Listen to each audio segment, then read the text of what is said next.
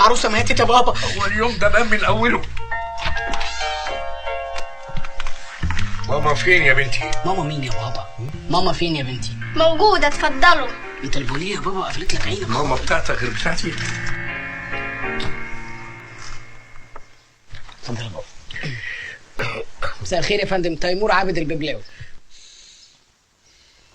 ده مش طبيعي يا بابا. مين ده؟ معرفش، يمكن واحد من قرايبهم. اهلا وسهلا. هو بيعمل كده ليه؟ ده بياكل بقه. بياكل بقه يبقى خطر. الله، انت زعلته؟ ايه الاسلوب ده؟ ليه كده؟ احنا ضيوف عندكم. في ايه؟ في ايه؟ وكمان ما يصحش يسيبوا حد خطر كده في البيت. بابا انا خايف قوي. ما تخافش. ايه ده؟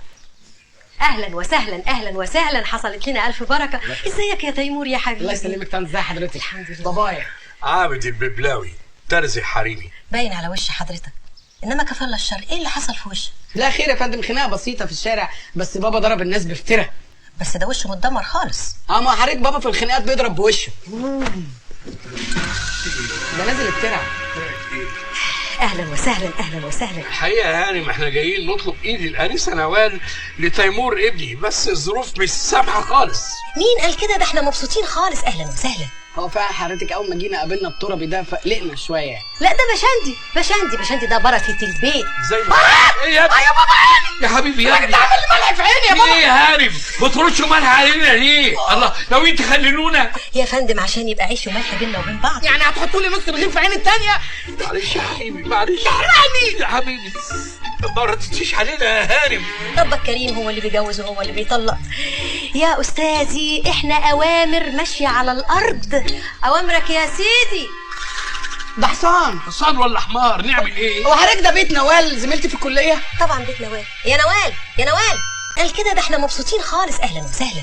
هو فعلا حضرتك اول ما جينا قابلنا التربي ده فقلقنا شويه. لا ده بشندي ده بركه البيت. زي ما ايه يا ابني؟ يا حبيبي يا ابني؟ عامل لي ملح في عيني يا بابا. ايه يا هارب؟ بترشوا ملح علينا ليه؟ الله، لو انت خللونا. يا فندم عشان يبقى عيش وملح بيننا وبين بعض. يعني هتحطوا لي نص رغيف في عين التانيه؟ معلش يا حبيبي، معلش يا حبيبي، ما ردتيش علينا يا هارب. ربك كريم، هو اللي بيجوز وهو اللي بيطلق.